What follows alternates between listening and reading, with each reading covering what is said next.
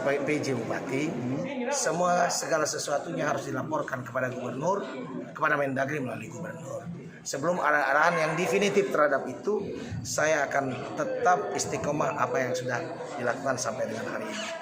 Namun kalau yang PLT yang PJ itu sama dengan definitif, Begitu kalau layarkan kewenangannya sama.